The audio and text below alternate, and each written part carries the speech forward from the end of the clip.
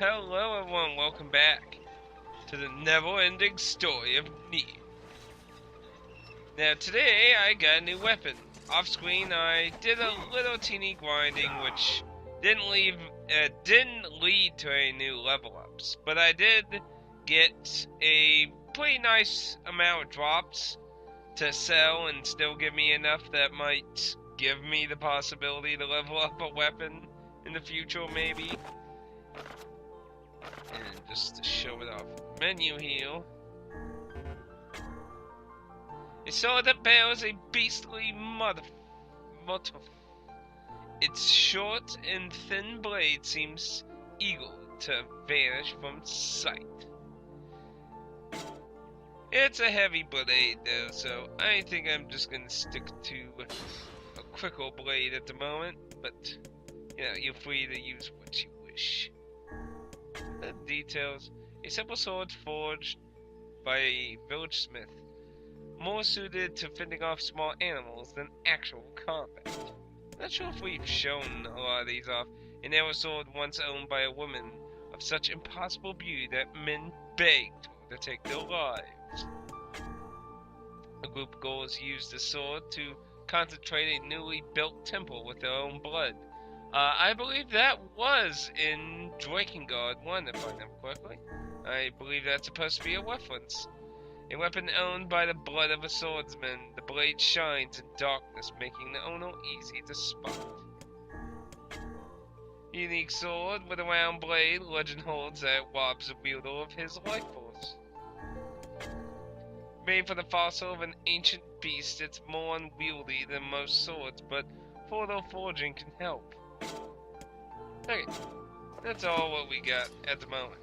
So last time you nibble, we had to go into the Death Dream and save the mayor of this fair and small little town of nothingness.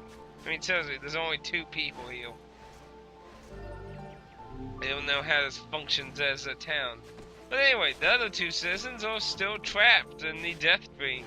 And there's only one way to get them out. By going into the Death Dream. Kinda reminds me of, what's that guy from Final Fantasy VIII where he's like, his ultimate plan is to let the sorceress win and cause time compression to happen anyway. Something like that. Anyway, into the Death Dream.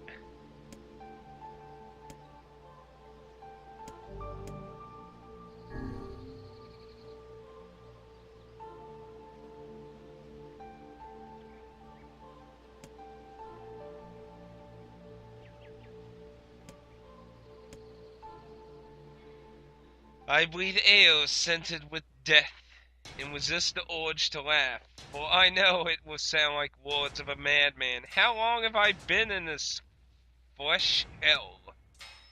My box, my prison, is tucked under a stairway in the long unused catacombs of some infinite castle. Outside, I hear the sounds of the funeral dragon that seems without end. Light has no place here. Wind is forgotten friend. I pray for death to come, but he forsakes me. Time passes, and eternity slips by in a single tick of a clock. Someone knocks on my prison. I hear an unfamiliar voice say, "My savior!" I claw at the door of my jail, embedding thick splinters under my ragged nails. I scream for help, I laugh, I sob. Surely this is a product of my idle mind. Surely it cannot be true. Help me, I cry, for the love of all the gods, help me. Impossible, I hear the sound of a lock being torn out and falling to the floor. As the door slowly creaks open, I have just enough time to see a silver-haired man in a floating book before the light pours inside. My eyes, accustomed to blackness, explode with pain, and I am forced to turn away. "Who are you?" I asked, shaking hands covering my face. "How have you come to this place?" I'm Grimoire Weiss, and this is Nier. Long have we been searching for you. Now come, stand, we shall awaken from this nightmare together. The one known as Nier extends his massive hand and pulls me from the cell. Though my eyes are slow to adjust to freedom, my ears are as keen as ever, and they recognize the stud sounds of heavy rain. I never thought I'd hear rain again, I whispered. Would that this were not such a terrible storm, said Grimoire Weiss. Look at your feet. I forced my eyes open to see water pulling around my feet and lapping at my shins. There's so much of it. Yes, and more comes each moment we delay. If we do not make our escape, we shall all drown in this castle. Know that you are weak, but you are our only hope to survive this place. Time that long-forgotten friend made itself known again. I nodded my head and swore to save my rescuers no matter the cost. The castle catacombs are a maze, twisting upon themselves like an endless entrails of a giant. I squat down in dim corridors, proceed north.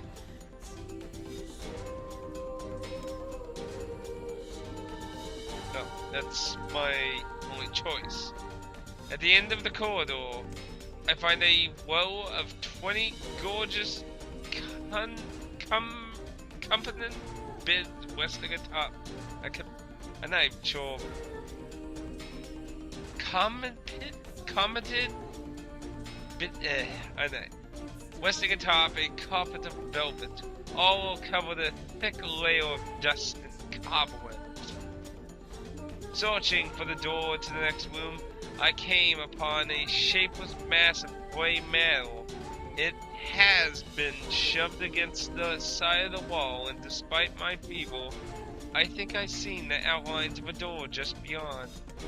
When I reach out a finger and touch a piece of the mass, it turns to dust and drifts away in the wind. Realization slowly dawns, and I fall to my knees and weep. Corpses. I faced a mountain of charred and crumbling corpses. Oh, maybe that was no, never mind, just moving on. I look from it to the beds in the back again till the horde dawns full upon me. Someone has piled these bodies onto a tower and set them ablaze. Oh dear Lord, it's Dark Souls 2 over again. Whether they were alive or dead, I do not know. Sanity would not permit me to consider the possibility. We'll just go with that. The possibility. The proposition. The proposition, damn it. I make a sound, whether scream or laughter, I cannot be certain. Then my mind wins. Merciful blackness. And I find myself opening the door and leaving that most terrible of rooms. I squat down in dim corridors. But I don't know where to get out. Well, we went north, so south would just be backwards, so let's go east. I squat down in dim corridors. Let's go north.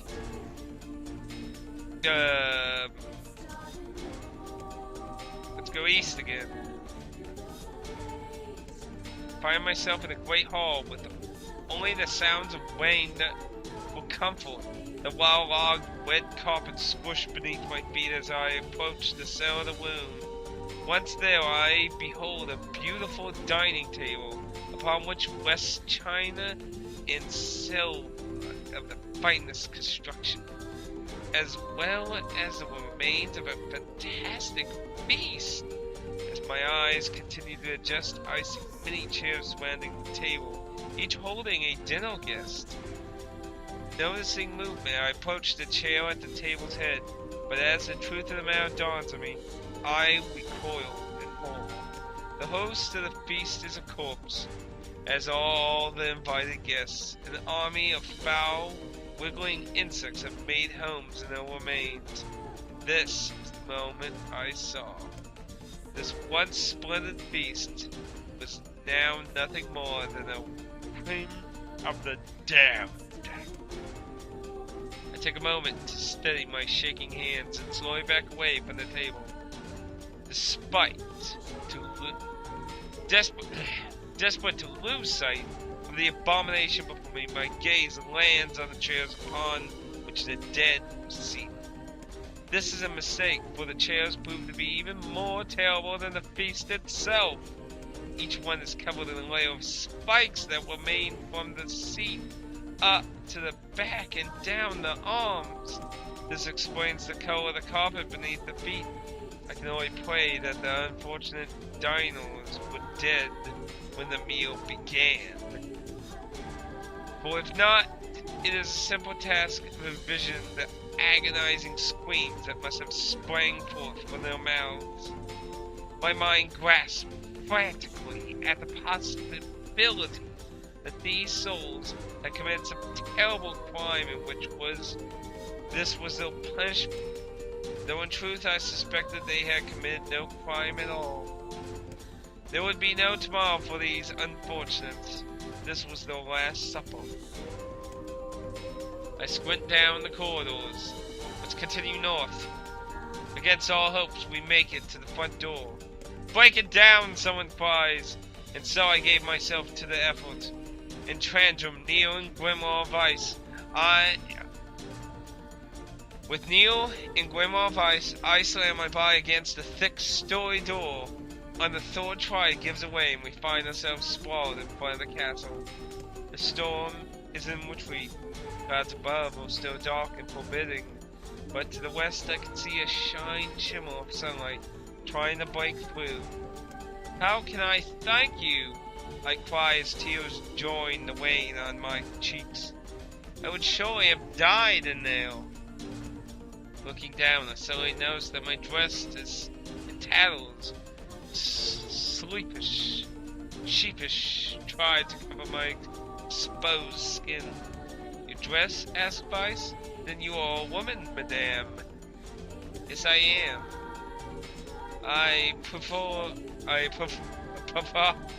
to the two-way smell. I suppose that comes as something of a surprise, seeing as how I exist only in the form of words.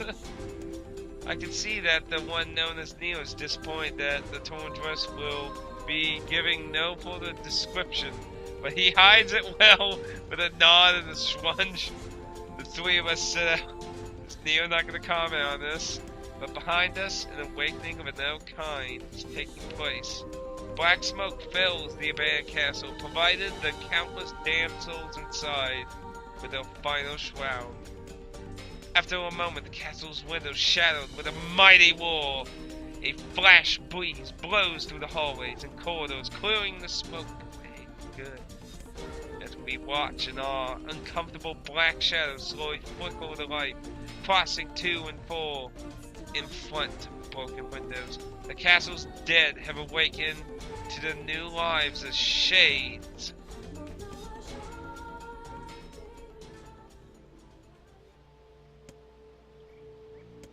You have anything to say about that?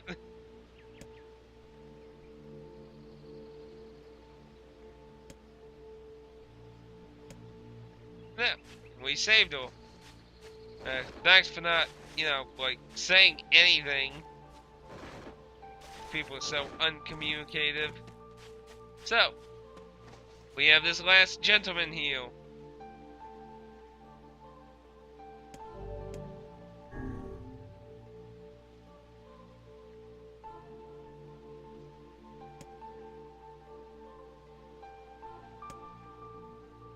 A colony of massive sculptures was visible in the distance, the tall form scraping against the sky.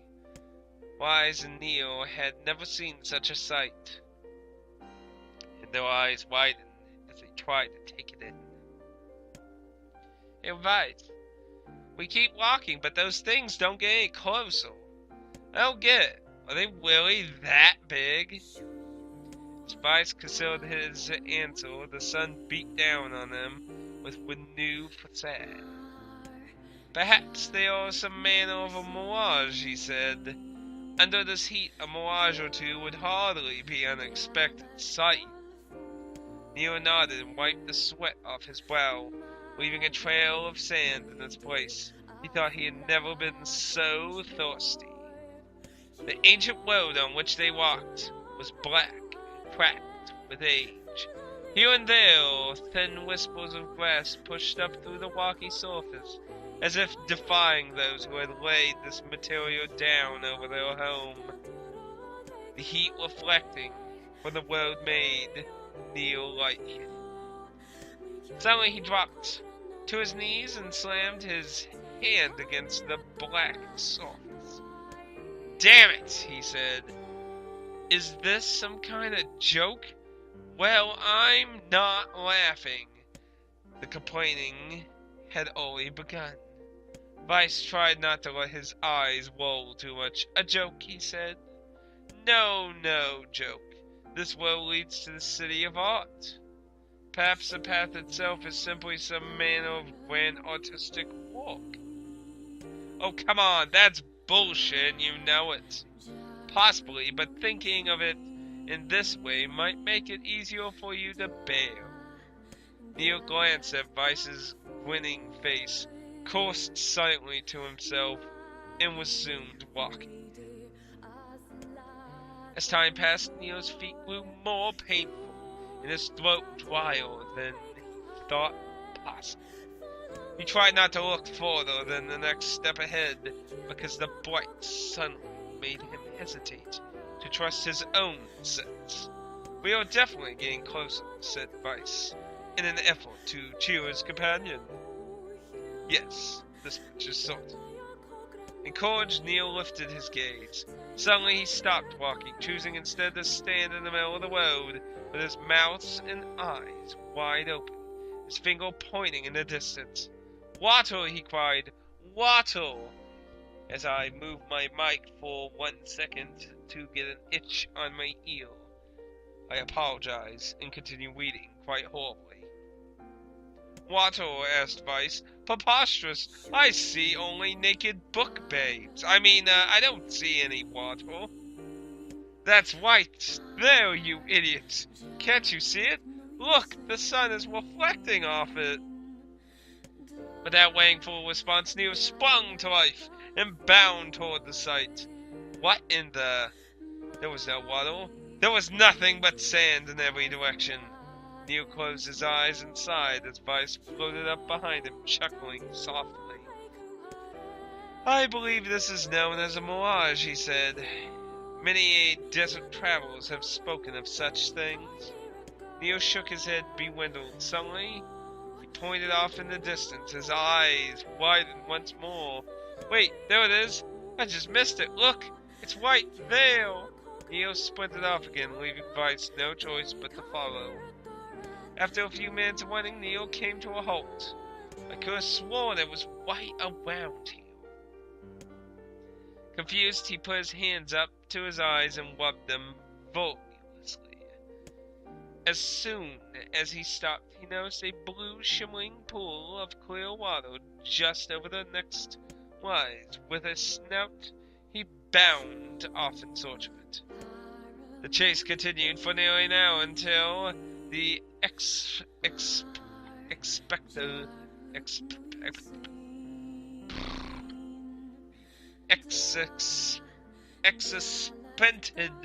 Vice finally floated up to Nier and struck him in the face with his cover. "You damn blithering idiot! Stop this at once! There is no water here!" Nier's face clouded. There isn't? "There is not! And perhaps next time you will listen to me when I tell you as much." Vice paused for a moment, then continued speaking in a slightly kinder tone. "However, I suppose this But, however, I suppose this mad chase was not altogether wasted. It seems we have arrived at the City of Art. Neil looked up. Stretched out before him was a row of impossible tall sculptures. The journey was at an end. "They're huge!" cried Neil, completely forgetting the heat and the pain of the past few hours. I've never seen anything so big. Each sculpture was formed from roughly the same shape, a tall rectangle that stretched up toward the sky, but that is where the similarities end. Most were covered with panes of glass that reflected the light in 1,000 directions, while the others seemed to be nothing but flames of steel. Some had tall spires on the tops, while others possessed triangular caps. "What kind of city is this?" said Neil. "Where are the people? Where are the houses? Perhaps the land is intended exclusively for artistic use." The debate continued as they made their way through the city. Miracles of tongue-twisting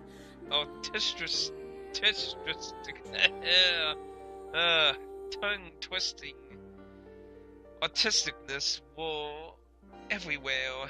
Great iron crates with wheels set silent on the steel wells, beautifully carved works with lights of red, amber, and green dangling over every street.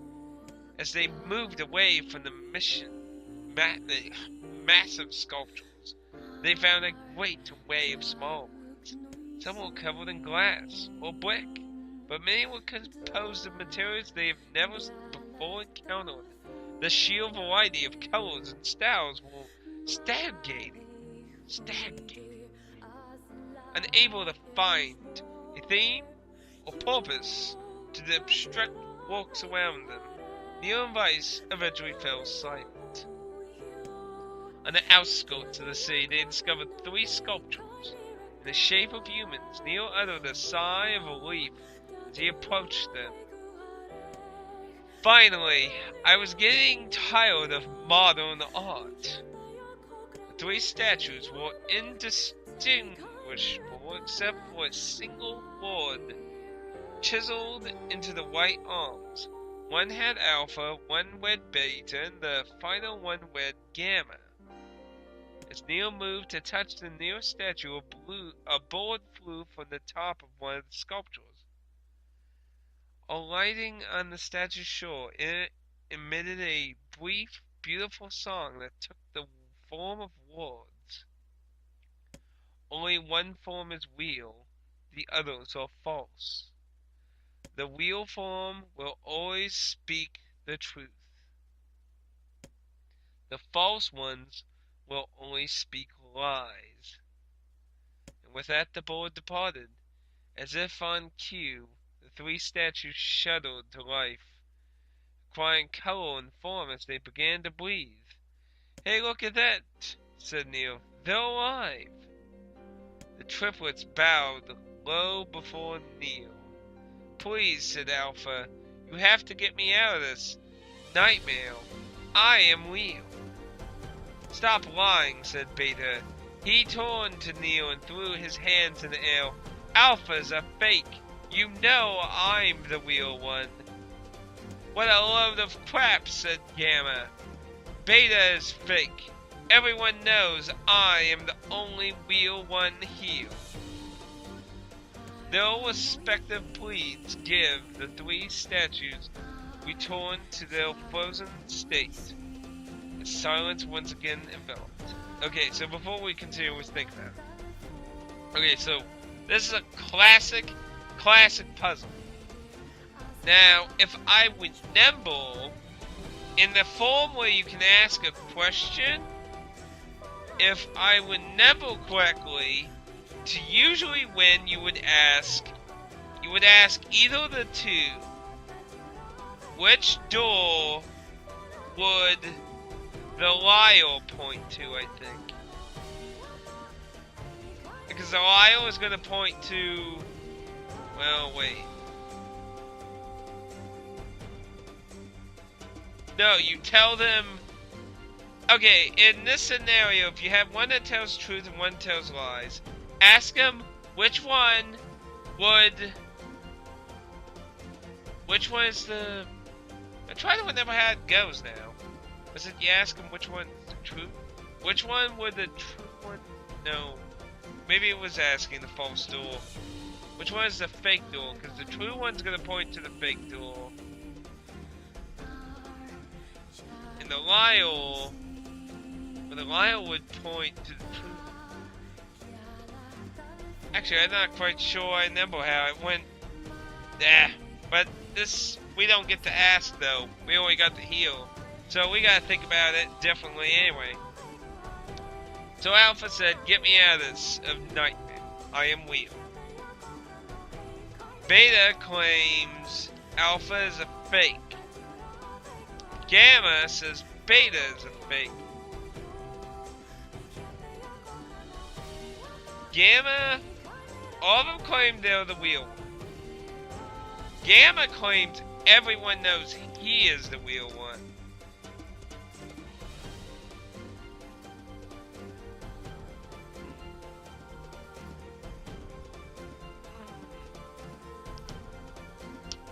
What's the trick here? Alpha doesn't claim anyone's fake.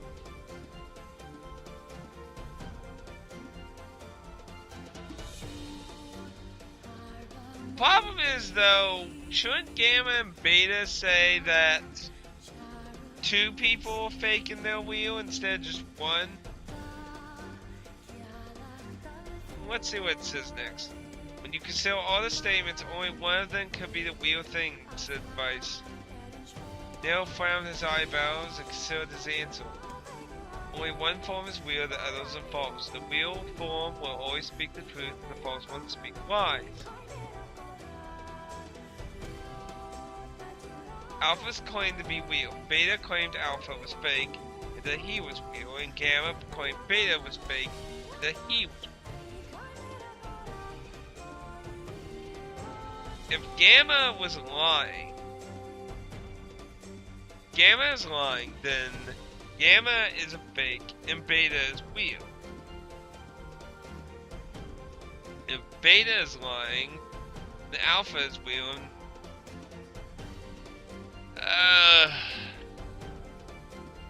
not sure. Trying to think here. I know there's supposed to be a trick to this. Well, can I see those statements again? Maybe if I say I don't have a clue.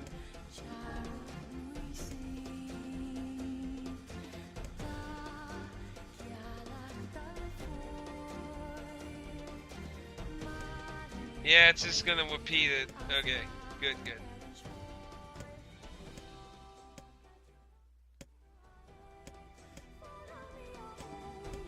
Alright, you have to get me out of this night. I am Wheel.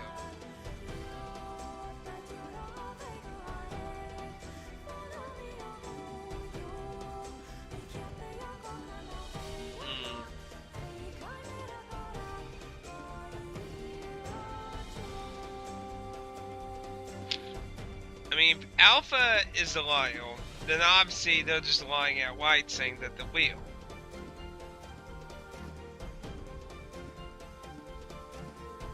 So wait. If Alpha's a liar, is claiming to be Wheel, it's fake. And Beta is Wheel, and is telling that Alpha is a fake. Then Gamma is a liar. Maybe it's Beta.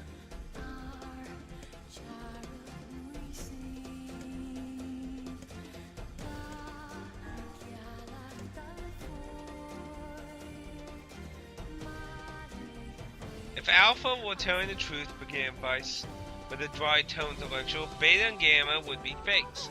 But in that case, Gamma's claim that Beta is a fake would be the truth, even though Gamma is a liar. Therefore, that theory crumbles. Now let's presume that Gamma spoke the truth. That makes Alpha and Beta liars. In this situation, however, Beta is calling Alpha a liar, which would leave us with 2 statues telling the truth. Finally, let's assume that Beta is telling the truth. If so, Alpha and Gamma's lies would make sense. Therefore, Beta must be real. Yes! Yes! Yes! What? Do you want me to really try try that? You know, like just as Vice finished his explanation, Alpha and Gamma crumbled soundlessly into dust, while Beta sprung to life once more. Congratulations, villager, said Vice in a cheerful voice. The time has awakened has arrived. Thank you for saving me, cried the villager. He dropped to his knees and bowed his head as low as it could go before an uncomfortable Nier pulled him up to his feet. Why did you have a dream like this? Asked Vice.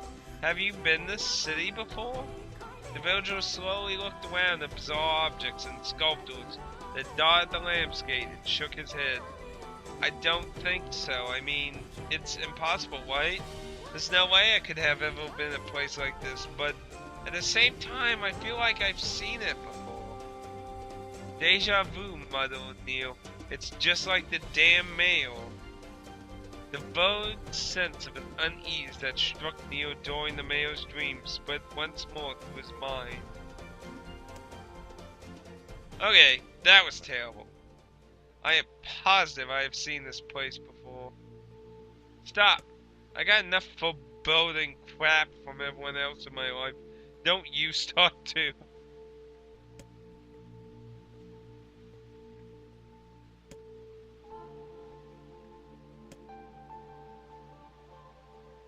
I have to agree with Grim Vice, but sadly that won't be the end, but the next time will be the final time. But yes, at this point, I believe both villagers will continue to ignore you, which is bullshit. You know, you think, thank you for saving me from an endless, horrifying nightmare. But now, the mayor will actually want to talk to us. Hello. And he will thank us, and he will give us a new weapon.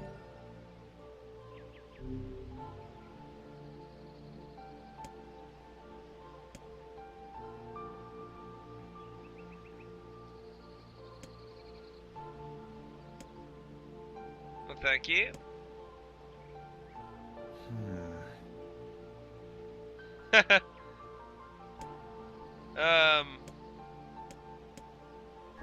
Hello again.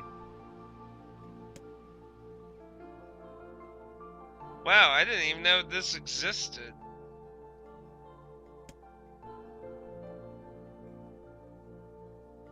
What?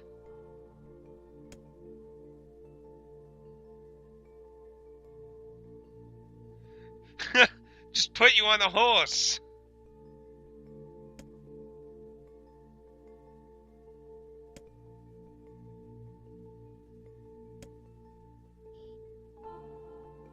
Why are we in this word play again?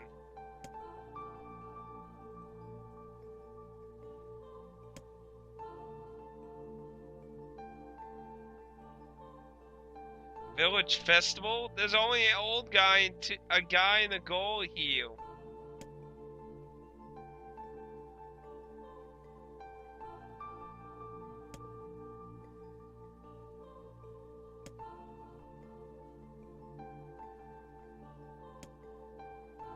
A festival? Oh, are we even talking to the male?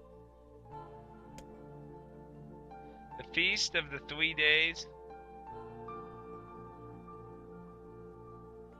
No sleeping allowed?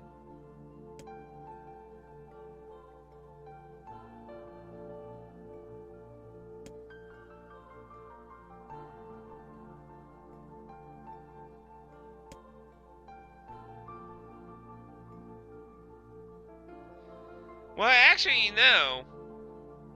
I was watching a video, there's a channel that does a bunch of science crap, and I believe,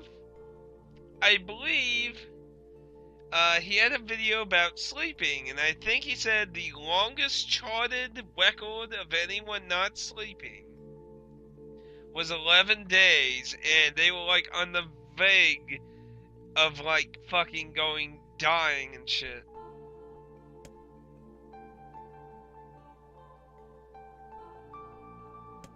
You can't come. You have to wash your hair.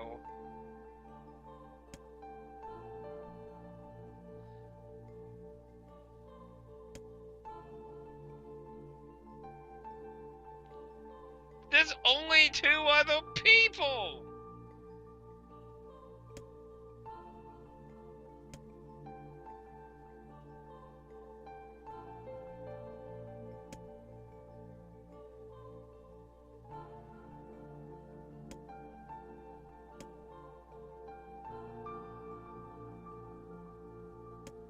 Huh. I don't even remember that. Well, that was a pretty long ass segment of talking and shit. What am I doing?